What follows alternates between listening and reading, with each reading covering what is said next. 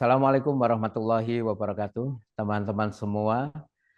Ketemu lagi kita di Tadabbur Ma'iyah dan kita akan terus meneruskan perjalanan Tadabbur Ma'iyah sampai saat ini. Alhamdulillah kita akan sampai kepada Tadabbur Ma'iyah Mbah Nun untuk surat Al-Fatihah ayat ke-7.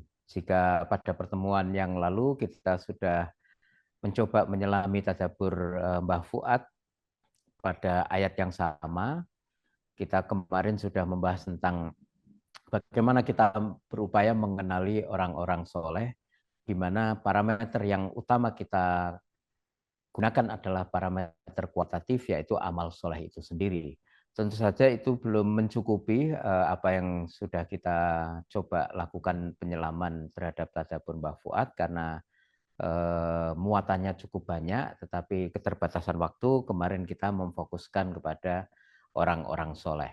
Nah, kali ini kita akan memasuki tadabbur yang ditulis oleh Mbah Nun untuk suratul Fatihah ayat ke-7, yaitu siratal ladzina an'amta alaihim bil maghdubi alaihim waladhdallin. Untuk itu seperti biasa kita akan ditemani oleh Mas Saiful. Kita sapa terlebih dahulu. Assalamualaikum warahmatullahi wabarakatuh, Mas Saiful. Waalaikumsalam warahmatullahi wabarakatuh. Nggih, Mas Helmi. Saya berharap Mas Alhamdulillah. Saiful Pripun? dalam keadaan sehat, nggih. Ya, alhamdulillah sehat, Mas. Nggih. Terima kasih di tengah kesibukan yang padat masih berkenan meluangkan waktu untuk kita semua, untuk supaya kita bisa belajar sukawuruh kepada tadabbur yang ditulis oleh marja kita, yaitu Mbah Nun dan Mbah Fuad. Mas Saiful, barangkali bisa segera dimulai untuk terlebih dahulu menyampaikan apa yang disampaikan oleh Mbah Nun dalam tadabbur yang beliau tulis untuk ayat ke-7 surat Al-Fatihah secara umum seperti apa? Oke, baik Mas Helmi. Jadi teman-teman sekalian, tulisan Mbah Nun yang ada di buku Tadabbur Ma'iyah ini menceritakan dan mengulas tentang pemahaman beliau secara menyeluruh tentang Al-Fatihah. Tetapi ada beberapa poin kunci yang bisa kita sampaikan. Yang pertama, tentang Al-Fatihah itu sendiri, yaitu penamaan. Kenapa Al-Fatihah, bukan yang lain? Menurut Mbah Nun di tulisan itu, Fatihah adalah kunci untuk memasuki Al-Quran. Jadi Ya. ibarat bangunan, pintunya adalah Al-Fatihah. Kemudian yang kedua, Al-Fatihah adalah ibunda atau sumber dari semua hal yang ada di Al-Quran. Nah, karena Al-Fatihah menjadi sumber atau ibunda dari semua yang ada di Al-Quran, maka Mbah Nun menemukan hubungan logis bahwa Ar-Rahman Ar-Rahim adalah sumber atau fondasi dari semua sifat-sifat karakter yang sudah disampaikan Allah di Al-Quran, yaitu Ar-Rahman dan Ar-Rahim. Saya kira 3 poin itu, Mas, yang disampaikan Mbah Nun melalui tulisan ini. Ya, ini buat saya menarik sekali Mas Saiful. Status resminya ini kan tadabbur untuk surat Al-Fatihah ayat ke-7. Tapi yang diulas oleh Mbak Nun ini malah keseluruhan hal-hal yang berkaitan dengan suratul Fatihah. Terutama sekali yang barusan tadi Mas Saiful sampaikan tentang Ar-Rahman Ar-Rahim atau Ar-Rahman Ar-Rahim. Metode Mbah Nun yang seperti ini barangkali Mas Saiful punya catatan tersendiri. Mengapa Mbah Nun membuat tadabbur seperti ini? Ya, sepertinya begini, dari apa yang sudah beliau tulis bersama Mbah Fuad, mulai Al-Fatihah ayat pertama sampai ayat ke-7, untuk tulisan ini kan seri terakhir, Mas, untuk Tadabbur Ma'iyah ya, di surat Al-Fatihah Ya. ayat 7, Mbah Nun seperti sedang merangkum dan mengajak kita untuk memahami inti atau substansi dari apa yang sudah beliau tulis berdua bersama Mbah Fuad. Ya. Jadi intinya ya kurang lebih ada di 3 poin yang tadi kita sampaikan, yaitu dia Al-Fatihah adalah pintu untuk memahami dan memasuki jagat semesta Al-Quran. Yang kedua, tadi itu Rahman Rahimnya Allah itu sesungguhnya juga menjadi ini sifat dasar yang memberikan fondasi untuk memahami karakter sifat Allah yang ada di Asmaul Husna. Dan yang ketiga, itu semua bisa berlaku karena Al-Fatihah sendiri dalam pandangan Mbah Nun adalah ibu dari semua ilmu yang ada di Al-Quran. Ini Nah, pemahaman yang bisa kita tangkap seperti itu, Mas, kurang lebihnya dari ya apa yang ya. sudah ditulis oleh Mbah Nun.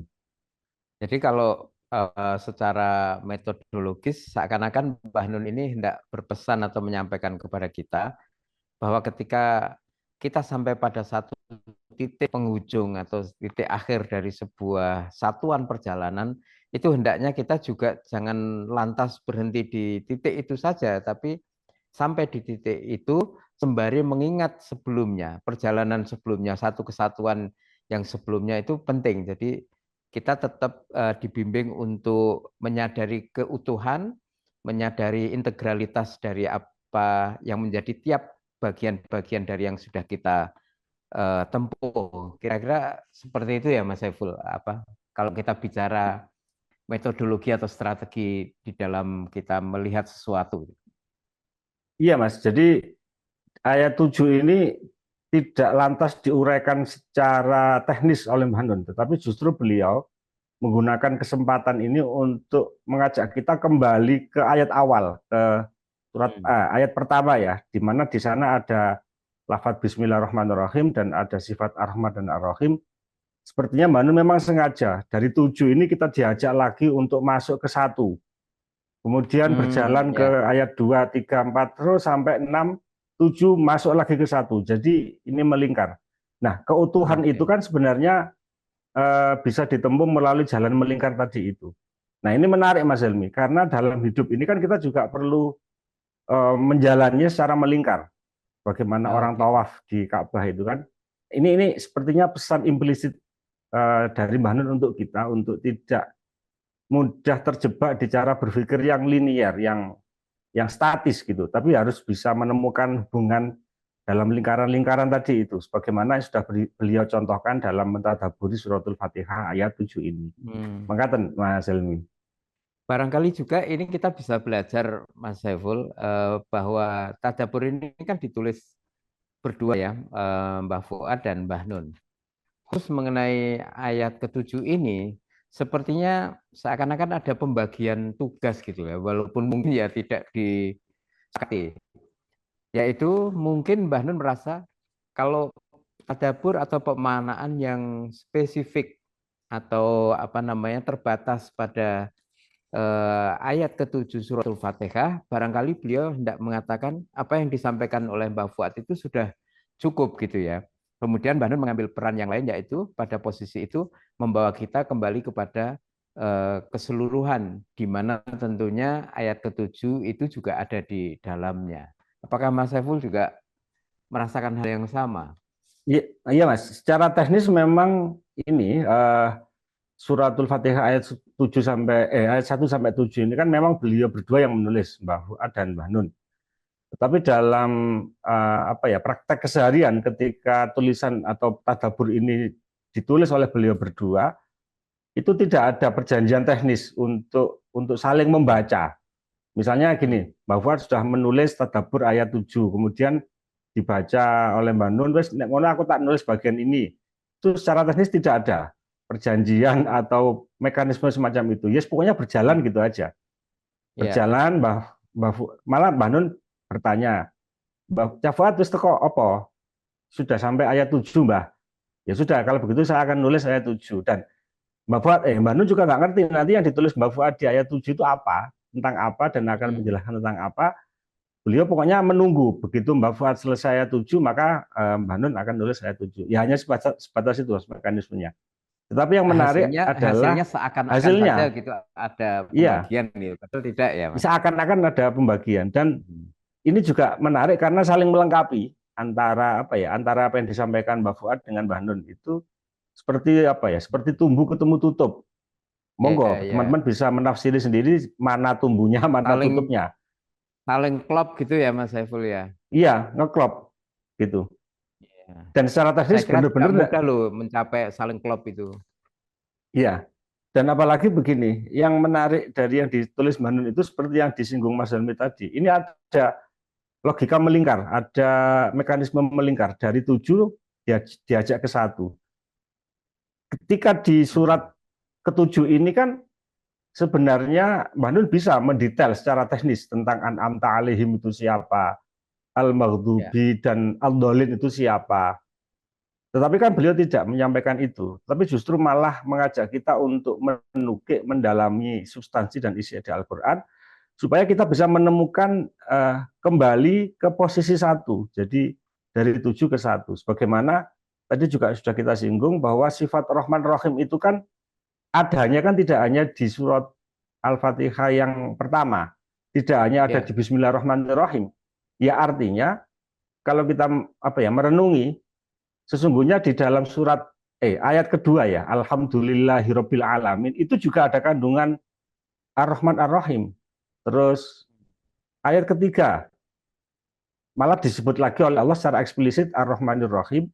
Kemudian masuk ke ayat keempat, Maliki Yaumiddin, itu juga ya ada kandungan Ar-Rahman Ar-Rahim. Artinya dalam setiap ayat Al-Qur'an, mulai dari suratul Baqarah, Alif Lam Mim sampai nanti di surat terakhir, surat An-Nas di juz 30, itu sesungguhnya per ayat itu ya, juga sesungguhnya bisa kita temukan kandungan Ar-Rahman dan Ar-Rahim. ya, Kira-kira ya, ya. begitu Mas Helmi. Ya, terima kasih Mas Saiful. Jadi apa yang barusan kita obrolkan ini mudah-mudahan mendorong teman-teman untuk membaca secara lebih langsung kepada apa yang tadi kita bahas itu, yaitu tulisan Mbah Fuad dan Mbah Nun itu, teman-teman bisa membacanya langsung ya di Mushaf Al-Quran Tadabbur Ma'iyah Padang Bulan, biar biar lebih cespleng begitu. Nah, dari 6 paragraf yang ditulis oleh Mbah Nun di Tadabbur untuk suratul Fatihah ayat ke-7 ini, tampaknya tadi Mas Saiful ingin meng-highlight atau ingin menggarisbawahi pada paragraf yang ketiga, di mana Mbah Nun menyampaikan kalau begitu alur nalar atau akliyahnya Ar-Rahman dan Ar-Rahim adalah roh ibunda. Di dalam Al-Quran, Allah banyak menyebut dirinya dengan berbagai kata majmuk dalam tanda petik tadi. Misalnya Azizun Hakim, Raufur Rahim, Sami'un Basir, Azizur Rahim, yang keseluruhannya kemudian menjadi sumber dari penyusunan Asmaul Husna. Dari semua pasangan-pasangan sifat Allah itu yang dijadikan ibu adalah Ar-Rahman Ar-Rahim. Mengapa Mas Saiful sedemikian tertarik dengan paragraf ini? Barangkali ada rahasia yang ingin disampaikan kepada saya dan teman-teman. Rahasia apa Mas? Ya ini perenungan kita bersama ya.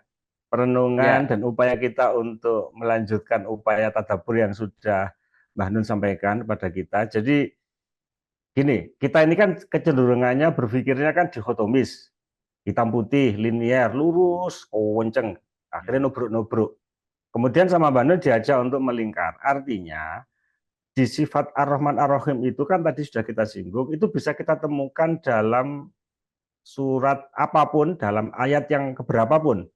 Ya artinya ya. dalam kehidupan kita sendiri, Ar-Rahman Ar-Rahim itu juga bekerja, Mas. Dia memanifestasi, Hmm. bertajalli. Nah, selama Ya. ini orang, kita sendiri ya, memahami Ar-Rahman Ar-Rahim itu kan selalu ketika kita mendapat nikmat, mendapat kebahagiaan, anugerah. Pokok angger sing seneng-seneng, sing nyenengke hati, itu kok mesti hubungannya sampai Ar-Rahman Ar-Rahim. Tetapi Hmm. dalam konteks yang lain, ketika kita sedang dirundung kesusahan, sedih, sumpek, itu justru menjauh dan tidak menyadari bahwa itu sesungguhnya juga bagian dari tajalli atau manifestasi sifat Rahman Rahim. Bagaimana Hmm. Mbak Anu sudah menuntun kita bahwa di dalam sifat misalnya azabun alim, siksa Allah yang sangat pedih, itu di dalamnya ada roh, tadi juga disebut oleh Mbak Nun, sifat Rahman Rahim. Jadi Ya. Allah menyiksa itu tidak karena Allah itu kejam dan tidak memiliki kasih sayang, justru Allah memberikan hukuman, memberikan siksaan bagi orang yang bersalah, bagi kita yang berbuat Hmm. pati tepak itu ya mergo Allah jadi sifatnya Rahman Rahim. Jadi selalu ada Hmm. bungkus, ada roh, ada substansi Rahman Rahim di situ. Nah, ini kan bisa kita bawa, bisa kita aplikasikan dalam hidup sehari-hari. Ya memang perlu perjuangan Mas, perlu perenungan untuk Hmm. menyadari bahwa Rahman Rahim Allah itu bertajalli, Hmm.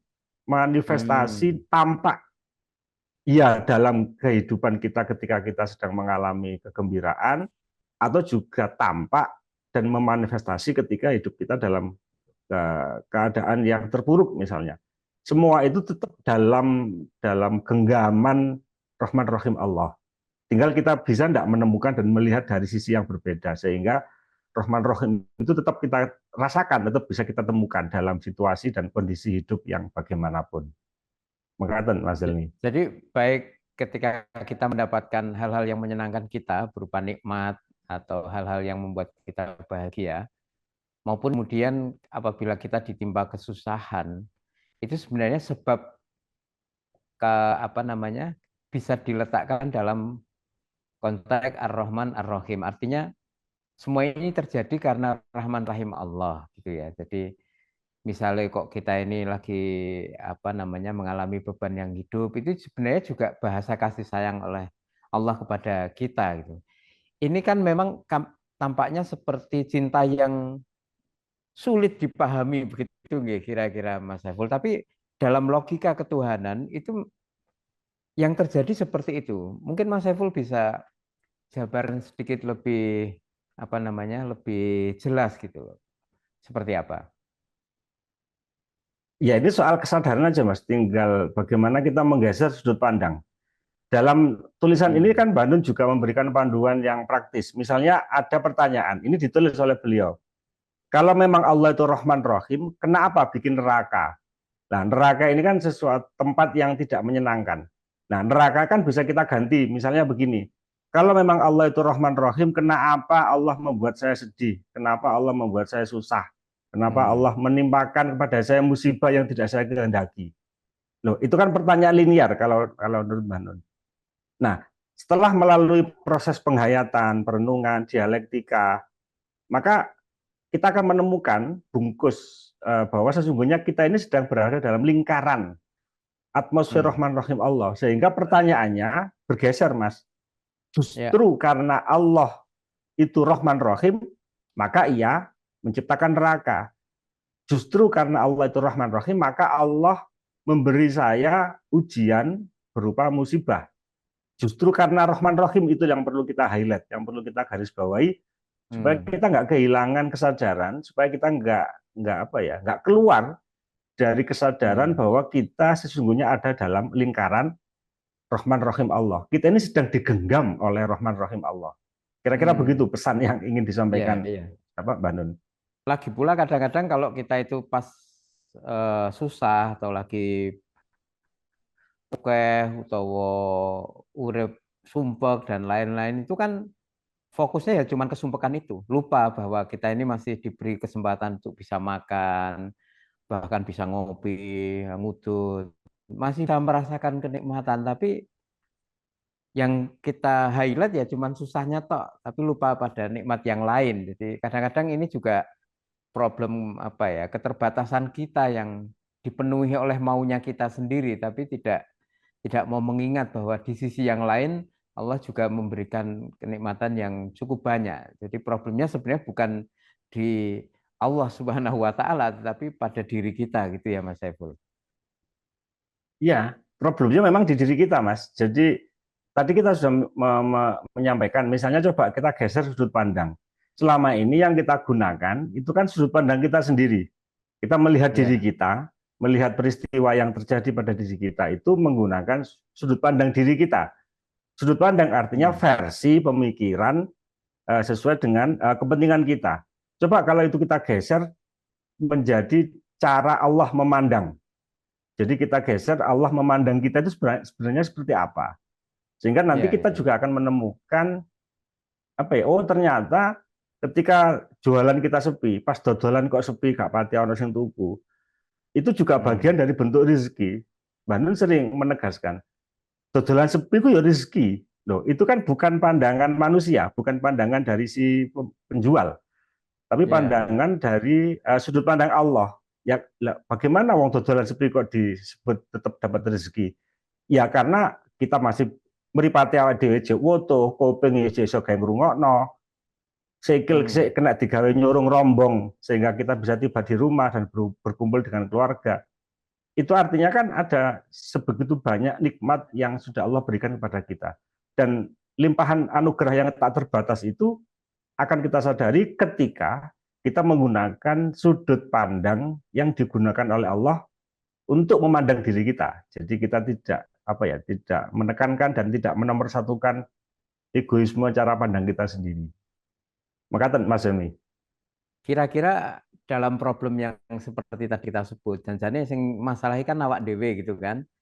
Nah, memang kan sumbernya kita ini menetapkan keinginan, menetapkan target, menetapkan apa-apa yang ingin kita capai gitu ya. Tapi boleh jadi belum tercapai atau hal-hal terjadi di luar yang kita bayangkan.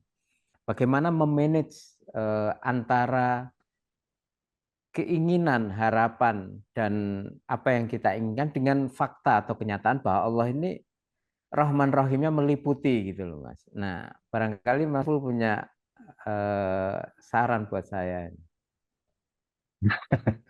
Ya, pertanyaan semacam ini kan sudah sangat sering dijawab oleh Mbak Nun. Wis gampangannya omong kan gini, wis pokoknya deki manut, manut pada Allah, wis total ini maksudnya ya tetap kita punya keinginan, jenenge wong urip masa gak ada keinginan. Tetapi pertanyaannya Ya, apakah keinginan kita ini selaras sejalan sesuai dengan keinginan Allah? Seandainya keinginan kita nggak sejalan dan selaras, Mbak Nun sering malah gojloki awake dhewe. Salahmu dhewe duwe keinginan. Nyapa kok gak melok keinginannya Allah? Ya artinya eh, kita coba memahami keinginan kita itu tidak semata-mata sebagai keinginan pribadi, tetapi kita bahasa Mbak Nun, sering kita dengarkan, ditarenkan, ditanyakan, apakah sejalan dengan keinginan Allah, gitu kan? Nah, kalau keinginan Allah pada diri kita, ya itu pasti yang akan terjadi. Kalau keinginan kita pada diri kita dan tidak bersesuaian atau belum tentu bersesuaian dengan keinginan Allah, ya pasti sebagian dari kita akan mengalami kekecewaan karena yang berlaku bukan keinginan kita, tetapi adalah keinginan Allah.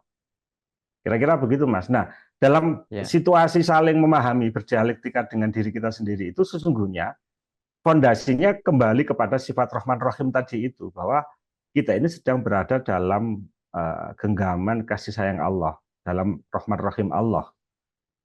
Kira-kira begitu, Mas. ya.